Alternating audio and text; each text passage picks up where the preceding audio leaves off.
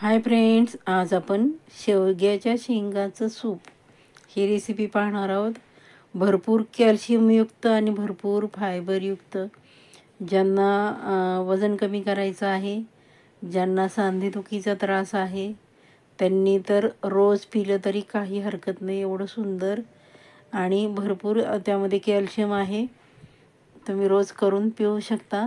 एवढं सुंदर आणि करायला एकदम सोपी रेसिपी आहे मैत्रिणींनो। त्यामुळे व्हिडिओ कुठेही स्किप करू नका, व्हिडिओ शेवटपर्यंत पहा, म्हणजे तुम्हाला कसं सूप बनवलं ते लक्षात येईल। त्यासाठी मी एक शेवग्याची शेंग घेतली आहे आणि एक टोमॅटो घेतला आहे। मी जास्त प्रमाणात करणार नाही, कारण कसं ह्यांनी खाल्लं तर बरं, नाही तर जास्त होईल, म्हणून मी थोडंच करणार आहे। त्यामुळे एक शेवग्याची शेंग घेतली, छान धुतली आणि चिरून घेतली। बघा, टोमॅटो पण असं छान चिरून घेतला अशा प्रकारे। बघा, त्याचे पूर्ण मी साली वगैरे वरचं काढत नाही। कढईमध्ये पाणी टाकले, थोडंसं चवीपुरतं मीठ टाकायचं आणि जी शेंग आपण सोलून घेतली ती आणि टोमॅटो टाकून मध्यम गॅसवर थोडीशी कोथिंबीर टाकली आहे। आपण छान अशा शिजवून घेणार आहोत। खूप सुंदर आणि करायला एकदम सोपी। मैत्रिणींनो, आपण अजूनही माझ्या चॅनलवर नवीन असाल तर माझ्या चॅनलला लाईक, सबस्क्राईब आणि शेअर करायला अजिबात विसरायचं नाही। हे बघा, आपण थंड झाल्यानंतर शेंगा आहे तर छान अशा आपण त्याचा सगळा गर काढून घेणार आहोत।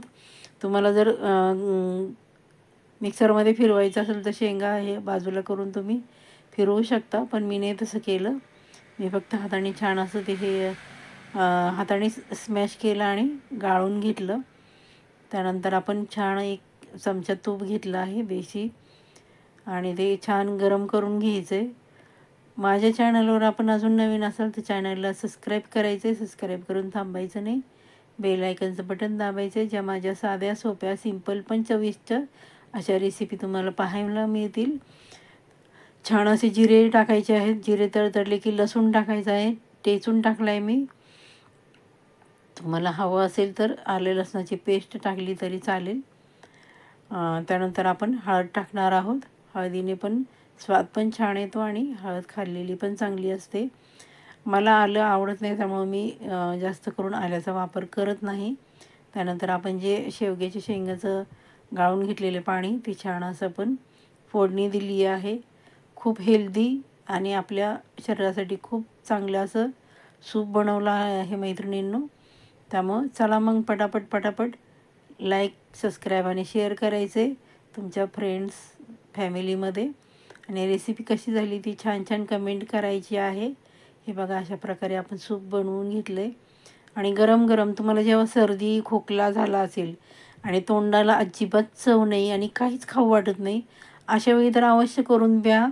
तुम्हाला बघा खूप छान अशी तोंडाला चव पण येईल आणि सर्दी खोकल्यासाठी पण खूप छान हा उपाय आहे।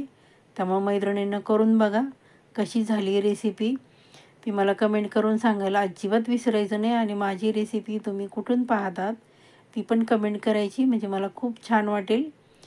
छान असं आपण सर्व केले बघा, शेवग्याच्या शेंगाचं सूप, पौष्टिक, हेल्दी आणि भरपूर फायबर आणि कॅल्शियमयुक्त। स्वस्त रहा, मस्त रहा। रेसिपी शेवटपर्यंत पाहिल्याबद्दल धन्यवाद।